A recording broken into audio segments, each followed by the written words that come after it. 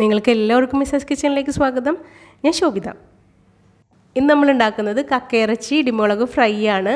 കക്ക ഇറച്ചി എങ്ങനെ വേണമെങ്കിലും ഫ്രൈ ചെയ്യാം, അല്ലെ പല മെത്തേഡിലും ഫ്രൈ ചെയ്യാം. എങ്ങനെ ഉണ്ടാക്കിയാലും ഇത് ഭയങ്കര ടേസ്റ്റാണ്.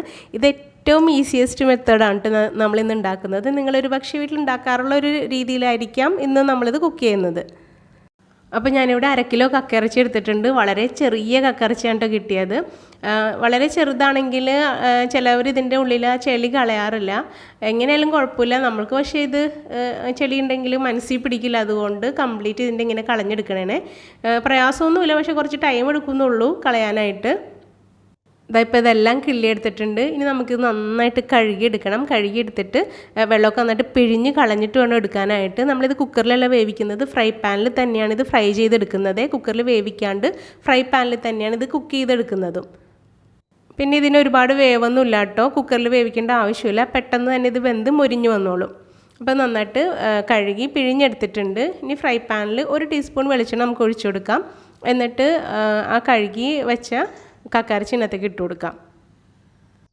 ഇനി ഇതൊന്ന് നിരത്തി ഇട്ട് കൊടുക്കാം. എന്നിട്ട് ഹൈ ഫ്ലെയിമിൽ വെച്ചിട്ട് നമുക്ക് ഇതിൻ്റെ വെള്ളം എന്തെങ്കിലും ഉണ്ടെങ്കിൽ ഒന്ന് വറ്റിച്ചെടുക്കാം. ഇതിനകത്ത് പൊട്ടും വെള്ളം ഉണ്ടായില്ല കേട്ടോ. ഞാൻ വിചാരിച്ചത് നമ്മൾ ചൂടാകുമ്പം കുറച്ച് വെള്ളം വരും, നന്നായിട്ട് നമ്മൾ പിഴിഞ്ഞ് കളഞ്ഞുകൊണ്ടായിരിക്കാം അധികം വെള്ളമൊന്നും ഉണ്ടായില്ല. അതുകൊണ്ടാണ് നമ്മൾ കുറച്ച് വെളിച്ചെണ്ണ മാത്രം ഒഴിച്ചത്. ഇനിയാണ് നമുക്ക് ഇത് മൊരിച്ചെടുക്കണമെങ്കിൽ കുറച്ചധികം വെളിച്ചെണ്ണ ഒഴിക്കേണ്ടി വരും. അപ്പോൾ ഇതിൽ വെള്ളം ഫോം ചെയ്യുന്നുണ്ടെങ്കിൽ ആ വെള്ളം മൊത്തം വറ്റിയതിന് ശേഷം മാത്രം വെളിച്ചെണ്ണ ഒഴിച്ചു കൊടുത്താൽ മതി.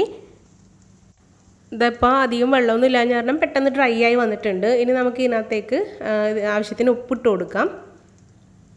ഇനി നമുക്കിത് നന്നായിട്ട് ഫ്രൈ ചെയ്തെടുക്കാൻ വേണ്ടി ആവശ്യത്തിന് വെളിച്ചെണ്ണയും കൂടി ഒഴിച്ചു കൊടുക്കണം. അപ്പോൾ 2 മുതൽ 3 ടേബിൾ സ്പൂൺ വരെ വെളിച്ചെണ്ണ ഒഴിച്ചു കൊടുക്കാം.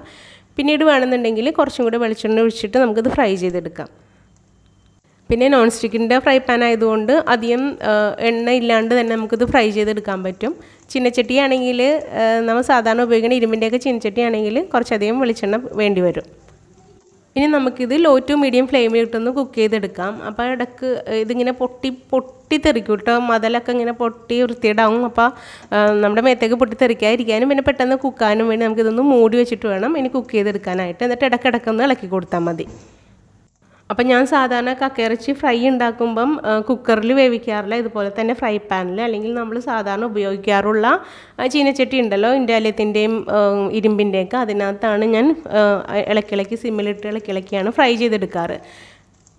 പിന്നെ ചിലപ്പോഴൊക്കെ റോസ്റ്റ് ഉണ്ടാക്കാനായിട്ടാണെങ്കിൽ ചിലപ്പോൾ കുക്കറിൽ വേവിക്കാറുണ്ട്. വളരെ അപൂർവം മാത്രം ഞാൻ കുക്കറിൽ വേവിക്കാറുള്ളൂ. മിക്കവാറും ഞാൻ ഇതുപോലെയാണ് ഇത് കക്കയിറച്ചി കുക്ക് ചെയ്തെടുക്കാറ്. ഇങ്ങനെ ഇത് കുക്ക് ചെയ്തെടുക്കുമ്പം ഇതിൻ്റെ ടേസ്റ്റ് ഒന്ന് വേറെ തന്നെയാണ് കേട്ടോ. നിങ്ങൾ കുക്കറിലാണ് ഇത്രനാളും കുക്ക് ചെയ്തെങ്കിൽ ഒരു പ്രാവശ്യം ഇതുപോലെ ഒന്ന് ചെയ്ത് നോക്കണേ. ഇപ്പോൾ ഇത് നന്നായിട്ട് മൊരിഞ്ഞ് വന്നിട്ടുണ്ട്. മൂടി വെച്ച് കുക്ക് ചെയ്ത കാരണം അതിലൊന്നും വൃത്തികേടായില്ല, പെട്ടെന്ന് ഫ്രൈ ആയും കിട്ടി. ഇനി നമ്മൾ ഇതിനകത്തേക്ക് ചേർത്തത് ഒരു വലിയ സവാള ചെറുതായിട്ട് കട്ട് ചെയ്തതാണ്. നന്നായിട്ടൊന്ന് മിക്സ് ചെയ്യാം. ഒരു മീഡിയം ഫ്ലെയിമിൽ വെച്ചിട്ട് നമുക്ക് 2 മിനിറ്റ് ഒന്ന് വഴറ്റിയെടുക്കാം. എന്നിട്ട് ഉപ്പ് നോക്കിയിട്ട് ഉപ്പ് ടേസ്റ്റ് ചെയ്ത് നോക്കുക. എന്നിട്ട് ഉപ്പിൻ്റെ കുറവുണ്ടെങ്കിൽ മാത്രം കുറച്ച് ഉപ്പ് ചേർത്ത് കൊടുക്കാം. സവാള ഇടുമ്പം ചിലപ്പോൾ ഉപ്പിൻ്റെ കുറവ് വരാൻ സാധ്യതയുണ്ട്. അങ്ങനെ ഉണ്ടെങ്കിൽ മാത്രം കുറച്ച് ഉപ്പ് നമുക്ക് ഇതിനകത്തേക്ക് ചേർത്ത് കൊടുക്കാം.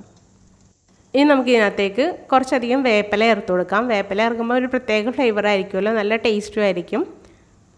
വീണ്ടും നമുക്ക് 1 മിനിറ്റും കൂടെ ഒന്ന് വഴറ്റിയെടുക്കാം.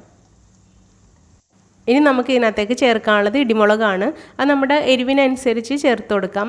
അപ്പോൾ പൊടിച്ച് വെച്ച മുളക് തീർന്നു പോയപ്പോൾ ഞാൻ കുറച്ച് മുളക് പൊടിച്ചെടുക്കണേ. ഇത് നമ്മൾ വീട്ടിൽ ഉണക്കിയ മുളകാണ്, ഇത് തികയില്ല കേട്ടോ. അപ്പോൾ കുറച്ച് മുളകും കൂടെ ഇതിനകത്തേക്ക് ഇട്ടിട്ട് ഇതൊന്ന് പൊടിച്ചിട്ട് വരാം. ഞാൻ ഏതാണ്ട് 2 ടേബിൾ സ്പൂൺ ഇടിമുളകാണ് ഇതിനകത്തേക്ക് ചേർത്ത് കൊടുക്കുന്നത്.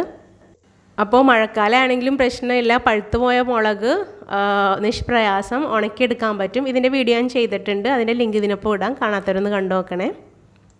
അപ്പോൾ മുളക് നമുക്ക് ഇതിനകത്തേക്ക് ഇട്ട് കൊടുക്കാം. സവാള ഒരുവിധം വാടിയതിന് ശേഷം മാത്രം ഈ ഇടിമുളക് നമുക്ക് ഇട്ട് കൊടുത്താൽ മതി, അല്ലെങ്കിൽ മുളക് പെട്ടെന്ന് കരിഞ്ഞു പോകും. അപ്പോൾ സവാള ഒരുവിധം വാടിയതിന് ശേഷമാണ് ഇത് ഇട്ട് കൊടുത്തത്. ഇനി നമുക്ക് 1 മിനിറ്റും കൂടെ ലോ ഫ്ലെയിമിൽ വെച്ചിട്ട് നന്നായിട്ടൊന്ന് വഴറ്റി കൊടുക്കാം. അപ്പോൾ ഇതുവരെ നിങ്ങൾക്ക് ഈ വീഡിയോ ഇഷ്ടമായാൽ തീർച്ചയായും ലൈക്ക് കൊടുത്തേക്കണം. ഈ ചാനൽ സബ്സ്ക്രൈബ് ചെയ്യാത്തവർ സബ്സ്ക്രൈബ് ചെയ്തതിന് സപ്പോർട്ടും കൂടെ ചെയ്തേക്കണം. പിന്നെ മിസാസ് കിച്ചൻ്റെ മറ്റ് സിമ്പിൾ റെസിപ്പീസും നിങ്ങളൊന്ന് ട്രൈ ചെയ്ത് നോക്കണേ. ഇനി കുറച്ച് കളറിന് വേണ്ടി നമുക്ക് 1/2 ടീസ്പൂൺ കാശ്മീരി ചില്ലി പൗഡറും കൂടെ ചേർത്ത് കൊടുത്തിട്ട് നന്നായിട്ടൊന്ന് വഴറ്റിയെടുക്കാം. എന്നിട്ട് ലോ ഫ്ലെയിമിൽ വെച്ചിട്ട് തന്നെ 1/2 മിനിറ്റും കൂടെ ചൂടാക്കിയിട്ട് നമുക്ക് ഫ്ലെയിം ഓഫ് ചെയ്യാം.